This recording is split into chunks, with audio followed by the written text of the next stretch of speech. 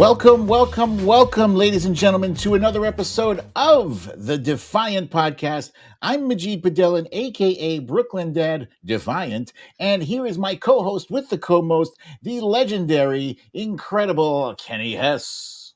Hello. Welcome everybody to another episode of the Defiant Podcast. What an uneventful week we just had again. Absolutely nothing. Just watching the paint dry. Indeed, can't think of anything. Let's wrap it up.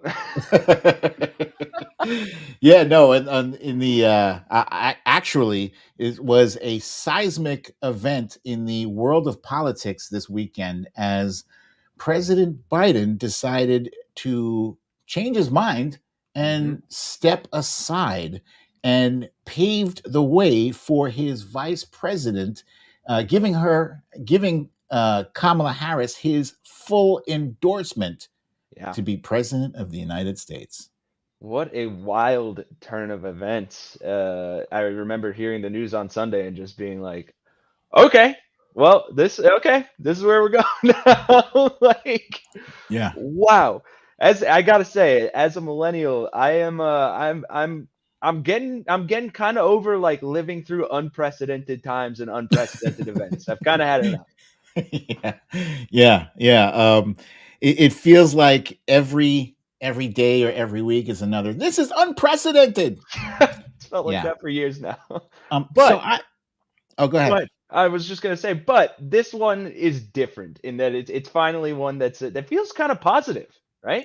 Yes, but it is also kind of unprecedented. Well, not really, because the Democratic Party has had people step aside before, such as Lyndon B. Johnson. And, it's funny, leading up to this, there were so many people who were like, President Biden should do what Lyndon B. Johnson did. He stepped aside. So what happened after he stepped aside?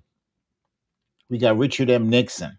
That's what happened. So maybe that's not a good example, but this is different because the Democratic Party was basically infused with an injection of vitamin B12, just a shot in the arm. I've never seen the Democratic Party as excited as it is now. If I had to say when was the last time, probably when President Obama was running for office. Yeah, I mean, personally for me, that's the last time I felt this excited about any election, let alone a presidential election. That was actually the first time I was able to vote was for Obama's first term. So I was like real jazzed up to do that. And Nice. yeah, I mean, I feel kind of the same. I feel energized right now. I mean, with all respect to President Joe Biden and everything he's done for the country, and just being a real stand-up guy his whole career.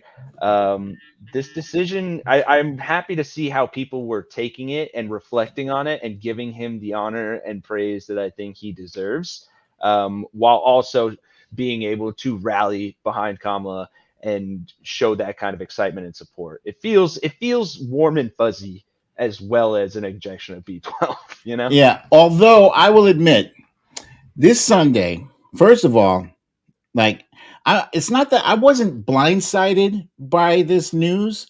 Yeah. I wasn't prepared for the timing of it. So I had on Sunday, I had no clue this was happening. I had just finished tweeting, "Hold the line. we got this. Love isn't always on time." Yeah. And then my cousin came over for a visit, so we're having some nice non-political unplugged from the news show's time. Yep. And then something told me, check your Twitter. Check your Twitter. So I checked it and I was like, holy shit. Yep. Right? I mean, I was full steam ahead on Joe Biden. And this is after years of being hit over the head with the nonstop drumbeat from media about Joe is old. We know he's old, but Joe is old. He's only a few years older than Donald Trump, but Joe is old. All right, we know he's old. But then that drumbeat started to make people nervous after the debate. And the people that it made nervous were those so-called big dollar donors. And they started withholding money. And suddenly you started hearing defections, you started hearing whispers, and people. I hated how this process unfolded, just for the record. I did not 100%. appreciate, yeah, you like you're shadow sniping at our president. Like if he survives the onslaught of criticism from his own party members, he's already now damaged, badly damaged for the general election. Thank you very much. But so when I heard the news, like all I could manage to tweet was "damn." That was right. I had nothing. I had nothing but "damn." And then I sat with that, and I kind of complained, and I talked to my cousin, and I was still bummed out about it. But I felt like I had to say, look. So I tweeted. I was like, I'm still pissed off about this, but I am excited about the possibility of electing our first woman president in history, Kamala Harris. And I still am. In fact, I'm like, I'm scared and excited at the same time. Does that make sense? Oh yeah, it's that like a little bit anxious but a little bit excited. It's like a before a first date kind of vibe. You're just like you're like, okay, where are we going with this? Okay, yeah. So going with that analogy, it's before the first date, but the last time you had a similar date, it went badly. And I'm bringing that up because the last time we had a woman running for president, it was against Donald Trump. It was Hillary Clinton. And Hillary Clinton was far and wide considered probably our most qualified presidential candidate ever. Yeah. She was a lawyer, then she was a first lady, then she was a United States senator, then she was a secretary of state. She had and then she had all the policy, figures, facts and figures in her head. And she was brilliant, super duper smart. And ultimately lost to like the shittiest, worst candidate you've ever seen in American history. So that's why I am nervous, because I see the attacks. Have you seen the attacks coming out? Oh yeah. I've seen plenty of them. The racist ones, the sexist ones, no shortage. Which we can talk about a few specific examples as well. But yeah, I've been seeing them, and it's disgusting. Yeah, and then there's the DEI press secretary telling you that the DEI vice president is the future of the party here. And so the future looks kind of dim for the Democrats here, but this is no shocker either. Kamala Harris, she's the original Haktua girl. That's the way she got where she is. And the party's going downhill if it's in her hands. That was tough. That was harsh. I mean, do these donors really think that Kamala Harris is going to do better in Wisconsin, Michigan, and Pennsylvania than Joe Biden would? I mean, that's because it can't be anybody else, right? Hey, Rob, you're being logical. Stop it. All right. She's a DEI hire, right? She's a woman. She's colored. Therefore, she's got to be good. I'm wondering myself as being, I'm not a major Twitter influencer, but I got a pretty big audience, and I'm wondering, should I do I address all of these nasty misogynistic, because there are rumors about Kamala Harris having slept her way to the top, right? There's very just sexist, disgusting, vile, disgusting things about that. Do I want to engage with those people putting that shit out, or do I want to sidestep it and instead flip it back onto Republicans and say, you guys have a lot of audacity accusing our candidate of sexual impropriety because at least she doesn't appear on Jeffrey Epstein's call logs. Whoa, boom. Yeah.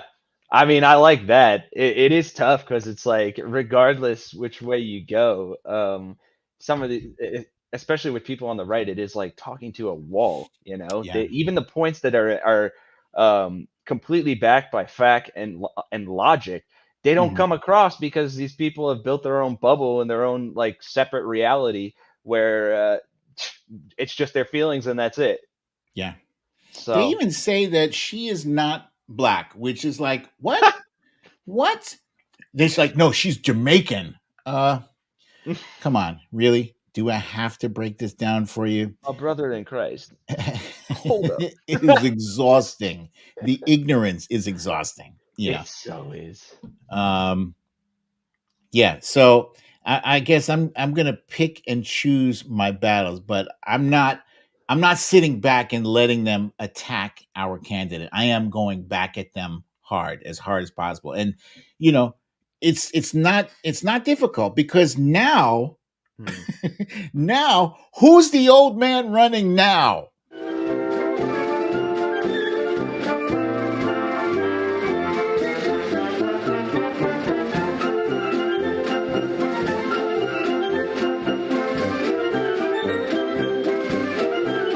Yeah, Donald. What's up, you 78-year-old grandpa mother? What you doing?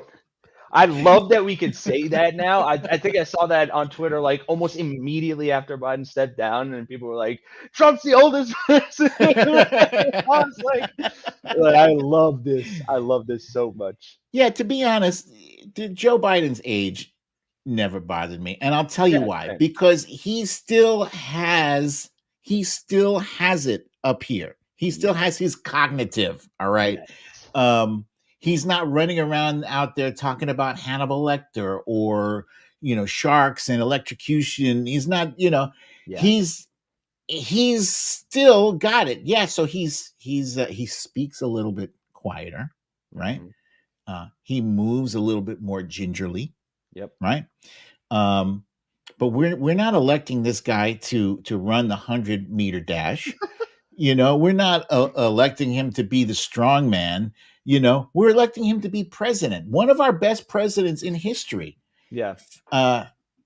Franklin Delano Roosevelt, a.k.a. FDR, he governed from a wheelchair. Yeah. He was not walking slow. He wasn't walking anywhere. He was in a wheelchair. So you don't need to walk well. You just need to be able to think well. And he still thinks very well, as witnessed by his multiple interviews, his, what do you call that, press conference at NATO. Yep. He handles some very serious foreign policy questions live, so. Yeah. And I mean, look, we knew from the beginning of a Trump presidency, the last time, from a Trump candidacy even, that this guy was completely unqualified, regardless of his mental state. He had no idea what he was doing. All of the people in his administration have said either he has no idea what he's doing, he's an effing moron. Direct quote, Rex Tillerson. Yep.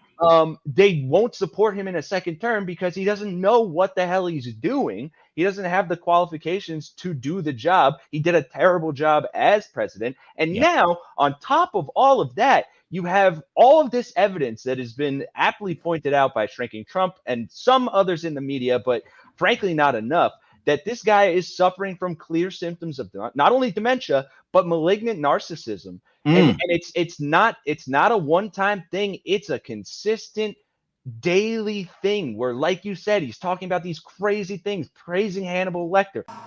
They go crazy when I say the late, great Hannibal Lecter. Okay, they say, why would he mention Hannibal Lecter?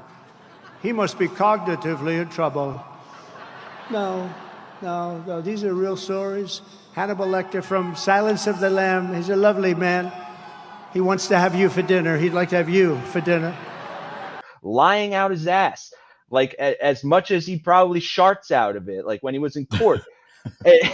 Like the guy has, even if you're a Trump supporter for the bare fact that, oh, he's funny or, oh, he's, I don't know, drained the swamp and all these other Magadonian catchphrases that they latch onto, you have to at some point recognize that this guy has far worse symptoms of the exact same things that you were shouting, let's go Brandon, for because of Joe Biden's age.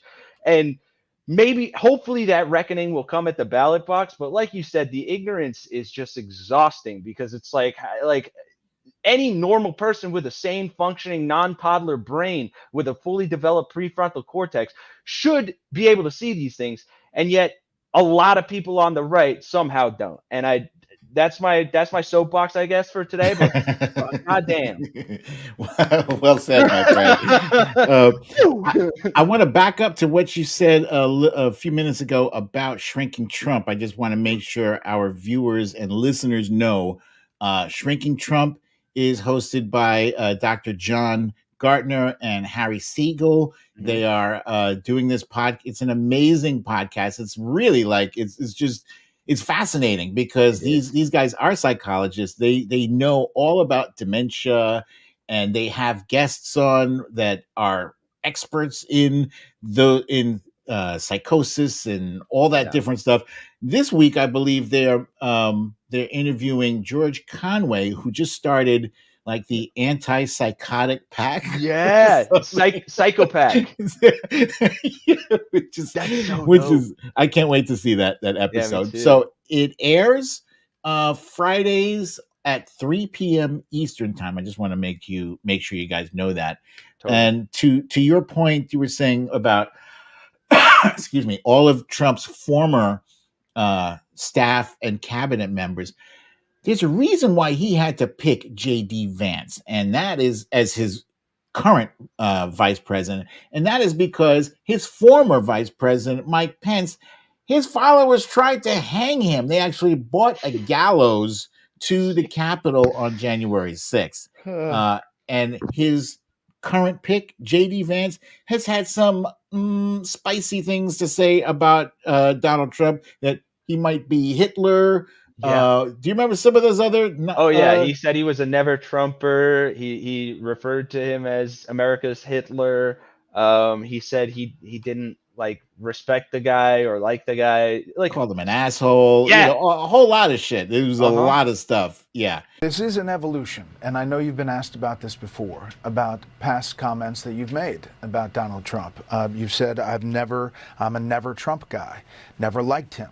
Terrible candidate, idiot if you voted for him, might be America's Hitler, might be a cynical a-hole, cultural heroine, noxious and reprehensible. He did not hold back. And here's the thing.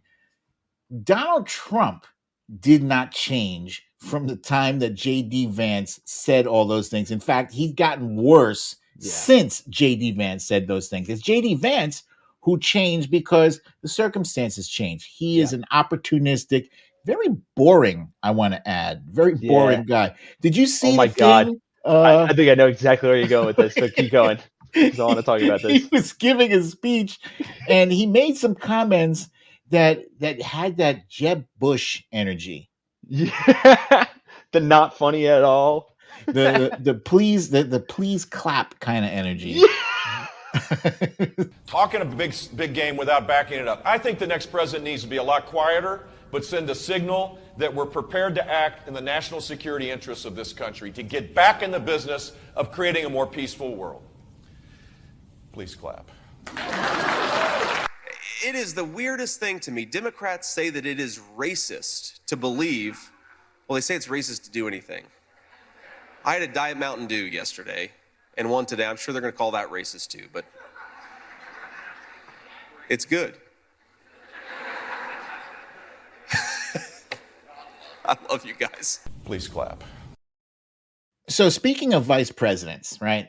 Kamala Harris right now is looking at a long or short list of potential contenders to be the vice president. And normally, vice president isn't really what moves the needle, in elections. Never really has a vice presidential pick made somebody vote for that candidate. But she's got some very strong possibilities. I've got some here. Secretary Pete Buttigieg, who I love because he's like one of the smartest guys in the room, if not the smartest guy in the room. Josh Shapiro, I saw him. He is the governor of Pennsylvania, recently elected. I saw him speak at a rally in Philly that I drove to, and that brother has a very bright future ahead of him. I like Josh Shapiro, but the name that was drawing a lot of raves was Andy Bashir, who is the governor of Kentucky. I'm not all that familiar with Andy Bashir. I just know a lot of people were like, "Ooh, he's the real deal." You know, he's a blue dot in a red state. Gotcha. My personal favorite pick out of all of the short list names that I've seen is Senator Mark Kelly. He is an astronaut. First of all, yeah, that's badass. He is an astronaut from the state of Arizona. His wife is Gabrielle Giffords, who she herself was also the victim of an assassination attempt in which she actually really did sustain some severe damage. So she was shot in the head. It wasn't it wasn't like, she got a scratch on her ear and needs an oversized Band-Aid for that. No, she actually was shot in the head. She had to go for therapy, like physical therapy, to learn how to speak and walk all over again. Yeah, dude. Yeah. So, as far as gun control is concerned, and that is, Kamala Harris has made it clear that is one of the issues that she is going to be addressing during her campaign. We who believe that every person in our nation who should have the freedom to live safe from the terror of gun violence will finally pass red flag laws, universal background checks, and an assault weapons ban. That makes Mark Kelly for an interesting candidate.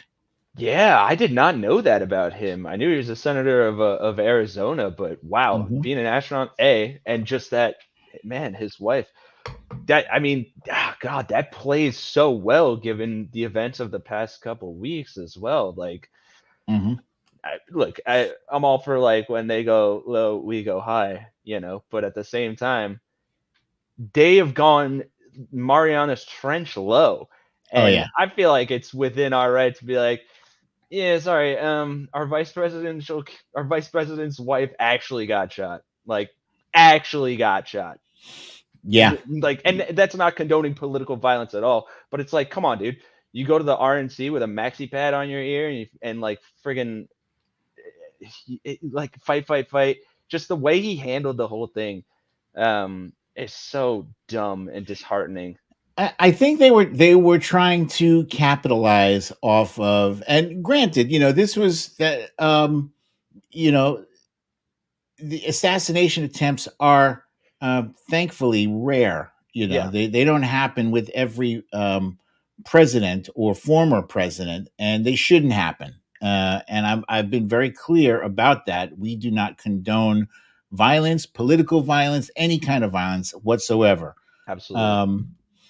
But I didn't like how he tried, like, that oversized bandage was like, feel sorry for me, pay attention to my ear. And then, where's the medical report? I'd like to know. To know, what's going on with that? Because he sure as hell would have made an issue about it if President Obama, someone had taken a shot at him, or President Biden, let's see the medical report. He wanted to see his birth certificate, for crying out loud. So, did I miss any vice presidential?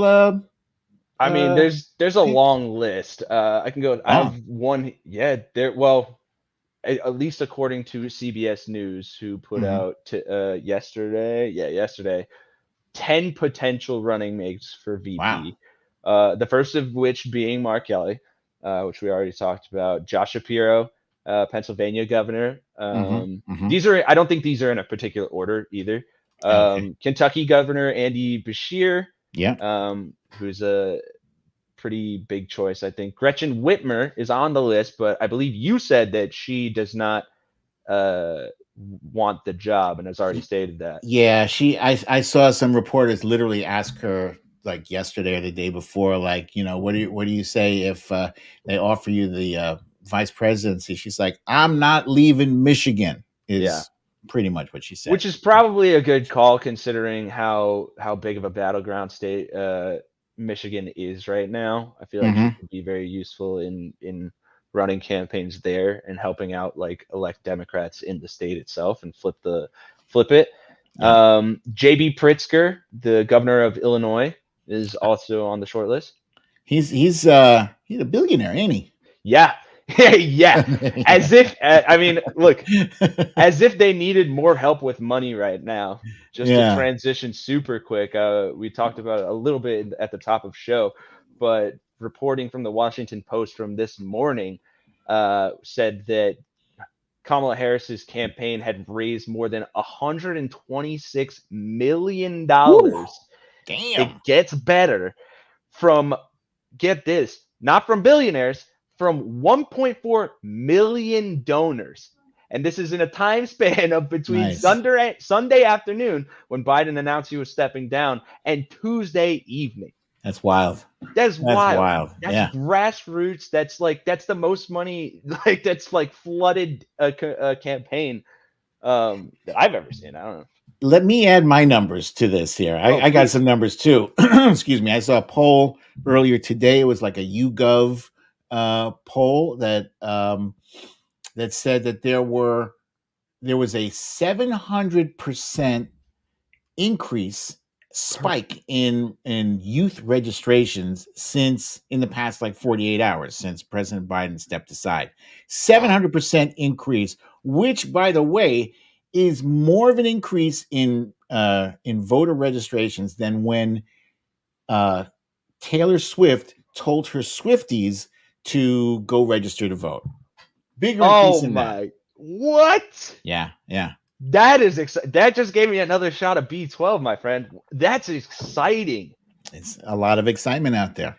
Wow. And from young voters too, which is, I think, crucial here. And, I think Kamala as well, for being younger than Donald Trump, appeals to younger voters. I think younger voters as well tend to lean liberal and tend to support those more progressive ideas and policies, especially women in power, people of color in power. And this is a fact. Kamala Harris is both of those things, a woman and a woman of color. And that strikes fear directly into Republican hearts. But it also really energizes youth turnout, as we see. Because when is this a 700% increase from? Since Sunday. Wow. Since the announcement. Yeah. I mean, correlation does not necessarily equal causation, but I would guess that announcement had a lot to do with that spike. I think so too. But you mentioned that Republicans are not handling the news of Joe Biden stepping aside, stepping out of the way for Kamala Harris. They're not handling it very well. They are not. They spent a lot of time, money, and energy, first of all, on those stupid Let's Go Brandon t-shirts and flags and merch and hats and all that stuff. Yeah. All the money that they spent on Oppo research and negative ads and stuff like that, anti-Joe Biden stuff, poof, it's gone. It's a waste. Complete waste. That's a hilarious thought. Yeah, and they're not figuring out a good way to attack her. Like I saw earlier today, there's a clip being circulated by the RNC Research on Twitter, and in the clip, Kamala Harris is being interviewed, and she's saying, sometimes people will open the door for you. Other times you got to kick that fucking door down yourself.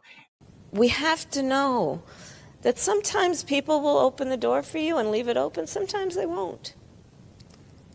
And then you need to kick that fucking door down. Excuse my language.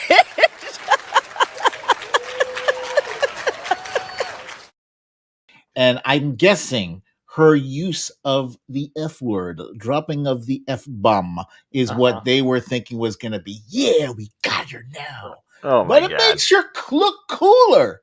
Yeah. What the hell are they thinking? Oh my goodness. And like, come on. Like, who's going to look at that and be like, man, Kamala Harris said the F word, and it makes me, I'm so mad. It's like, dude, you're backing a sexual predator and a guy who's like talking about grabbing him by the P word. What the, who's that? Whose mind is that going to change? Actually, Donald Trump has kind of normalized what used to be considered a faux pas, used to be considered, a big no-no. He's broken all the rules. They're going to sue his ass off, beat the shit out of them. Ripping the shit out of the sea. The son of a bitch. Raise that fucking price. So it's like, you can do what you want to do now. Yeah. At this point, that's all you have.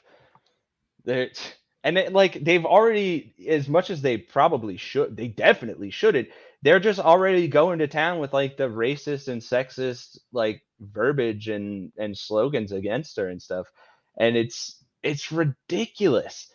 It's like, I was gonna say, have you no shame, but clearly the answer has been yes for at least a decade now, which is insane.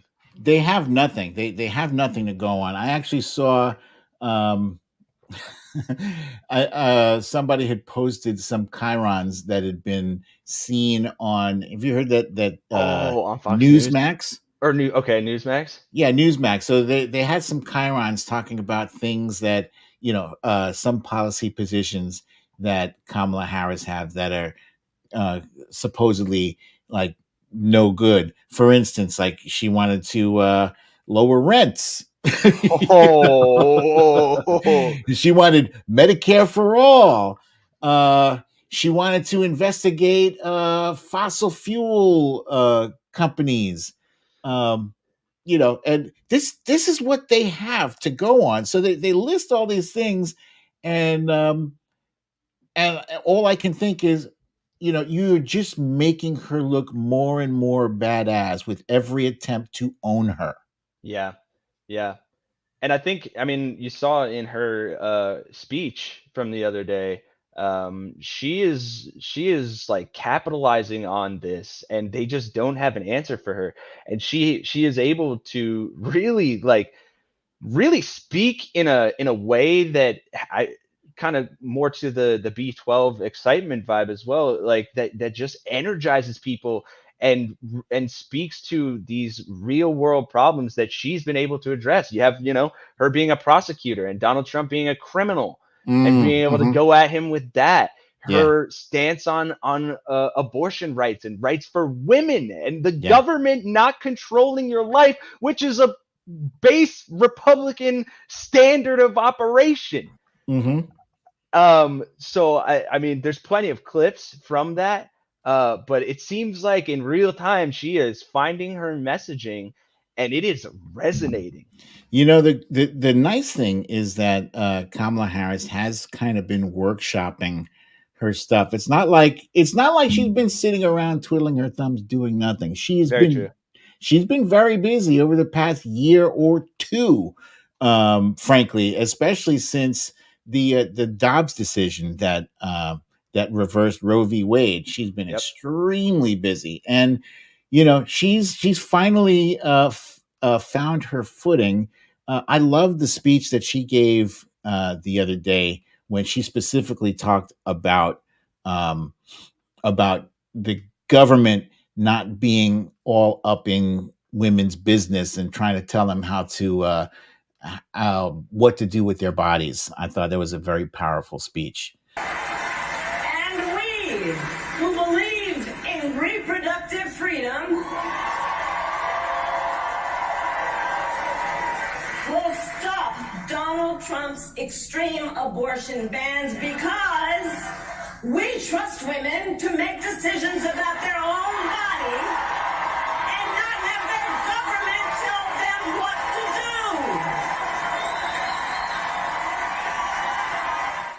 do. So yeah, that's part of the reason I think why the Democratic Party has been so excited about this news, despite the fact that, some of us are actually still, a little upset, I guess, that that Joe. I think it's not so much we're upset that Joe decided to step aside. It's just how it went down. It felt like he deserved better than to be maligned in the press by people who should have been his ally and should have conducted that kind of pressure campaign, if you want to call it that. It was a pressure campaign. Pretty much was. Conduct it more privately, to stop doing that shit out in public, because he does have an incredible legacy. A lot of the legislation that he passed is going to benefit my grandchildren and probably my grandchildren's grandchildren, for a long time. The stuff that he's done for climate change and for healthcare, and the list goes on and on.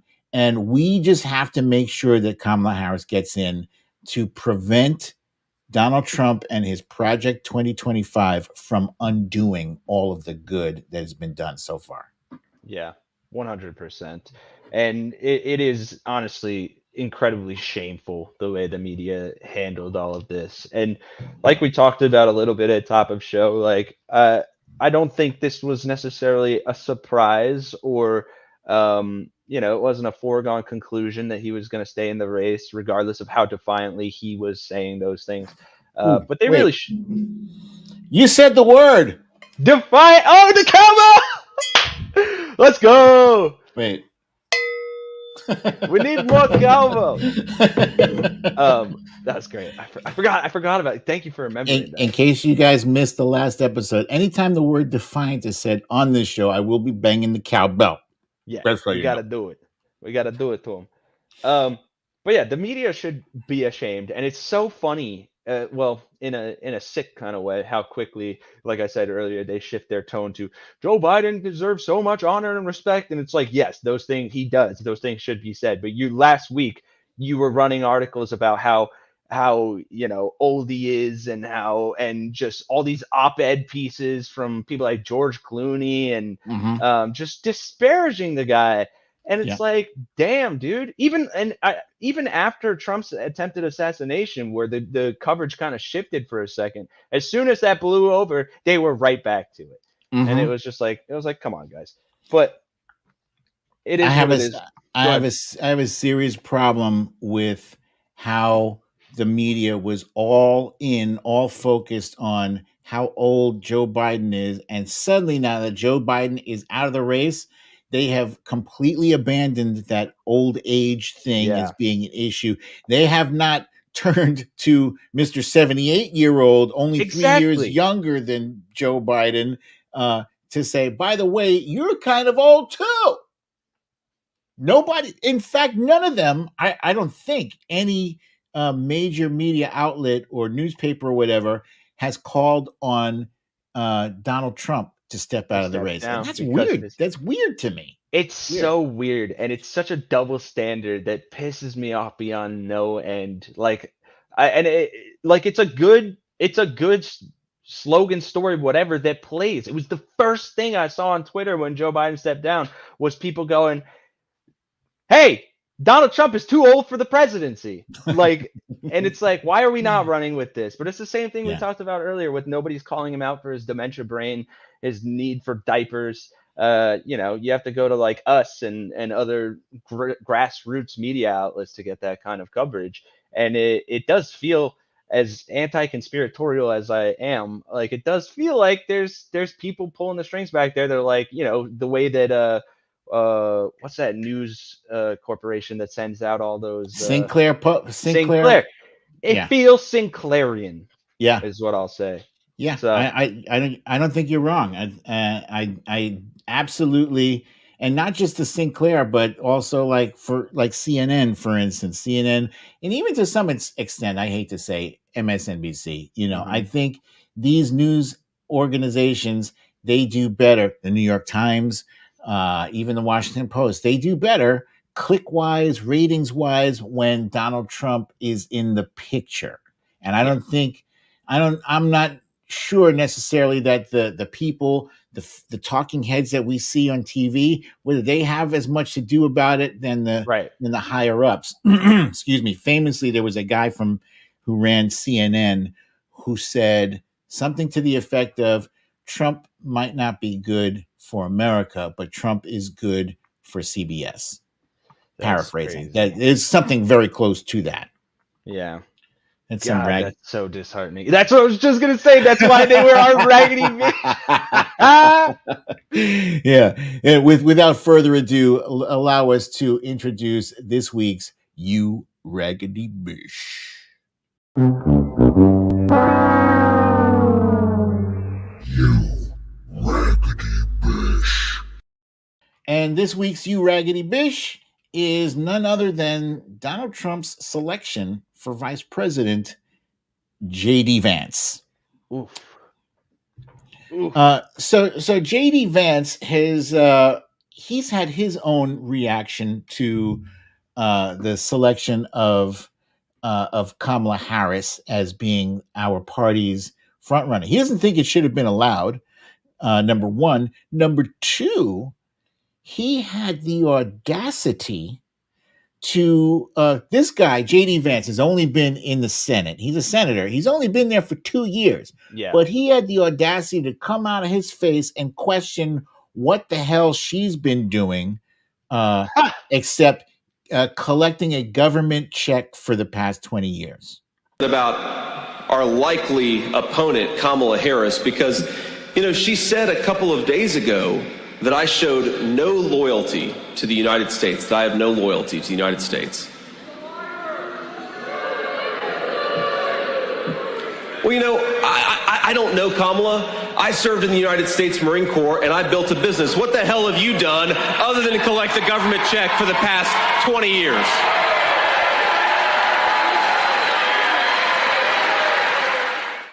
So she was a district attorney for San Francisco. She was the attorney general for California. She was a United States senator. And I think that was 6 or 7 years, 6 years, let's say. And then the current sitting vice president of the United States. So she has quite a bit under her belt. Yeah. JD talking out his ass. Damn. What else have you heard about JD Vance? Oh, plenty of stuff, especially on the note of him talking about what Kamala hasn't done or has done. JD Vance ran a scam nonprofit that was supposed to help alleviate the opioid crisis, something that has drastically affected his part of the country, the Midwest, Ohio, where he's from. And then he took all that money, which is why he's a great fit for Donald Trump, because they've done similar things with fraud, and used it to run political campaign operations and fund political operatives and things for his benefit. Wow. He's backed by billionaire Peter Thiel. Yep. He's kind of a traitor to his class sort of thing. He wrote Hillbilly Elegy. Thank you. Yeah. Where he just kind of trashes redneck folk, people like that, and kind of really just claws himself out like a crab in a bucket, where he's like, I'm not one of them. I went to Yale. These are my people, but at the same time, I'm not them. You can give me money and I'm well articulate and well spoken, and it's just so disgusting and fucking trust fund baby bullshit. The kind of people that you see in I don't know, the bad guys in a college movie or something. The guys with the sweaters around them, they're like, meh, I'm better than you. That's the vibe I get for him. Yeah, I'm going to say overall, how I said earlier that vice president doesn't normally move the needle either way for a presidential candidate. JD Vance, he's boring. If he had some kind of spark to him, I would admit it, right? But there's nothing engaging or electrifying about the guy. Frankly, he's boring. He puts me to sleep.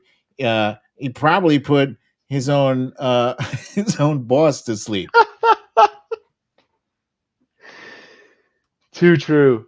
Too true. I love how he can't escape this now, from court to now at the Sleepy Don. Sleepy Don. I always say Sleepy Don. So we have he's so vanilla. So, folks, we have a brand new race, a brand new presidential race. Democrats who seemed in disarray just a week ago are now in array. Is that a word? Is that a thing? In array? I don't know. I know we're not in disarray, that's for sure. Yeah. And Republicans are scrambling to try to figure out an effective way to attack Kamala Harris that doesn't alienate the people that they've already alienated. Oh, damn, I totally forgot. Totally forgot. There is a PAC consisting of former Nikki Haley voters. Yeah. And they're like Haley voters for Harris. That's hilarious. I think one of our hosts actually just did a video on that too, and it's so funny. Oh my God. Yeah. And so I believe, I'm not 100% sure, I believe Nikki Haley posted like a cease and desist, sent it to that PAC or something. No way. I think it's hilarious. You're going to tell people you shouldn't vote for them. Why? Yeah. It's That's so crazy. Oh, dude, the karma in that is just chef's kiss, right? Because she went from talking about Donald Trump like he's the end of the world to now being a fervent supporter. So, hey, walk it like you talk it, and your voters are going to do the same. And in the middle of that, Donald Trump told Nikki Haley or Nikki Haley voters, we don't need your votes. We don't need your donations. We don't need your money. We don't need it. You don't need it. We're great. Which is the craziest thing I've ever heard. Yeah. A politician saying, I don't need your votes. Why didn't he say that about, Ku Klux Klan or white supremacists? Why didn't he say it about them? Because that's most of his base, actually. Yeah, exactly. And because he was attacking a woman, and it's a pastime of his, attacking women. Disgraceful. In more ways than one. Absolutely disgraceful. But I do think to close this out kind of, and to your point, that this has been a very energetic week for Democrats, and I hope we carry this going forward, because I do think that now, we have a lot more ammunition. Okay, wait. Because, I think now we do have a lot more to go on to really strong talking points, new candidates, more money to go against this Republican Party and Donald Trump and Vanilla Vance. And good one. Thank you. I like it. And really, really help not only take the presidency, but hopefully both chambers of Congress as well, and undo some of the lasting detrimental legacy of the first Trump presidency. So I'm energized. Indeed. Same here, my friend. And folks, thank you for joining us for another episode of the Defiant Podcast. I'm Majid Padellan, a.k.a. Brooklyn Dad Defiant. And I'm Kenny Hesse, a.k.a. the Hessenator. Stay defiant.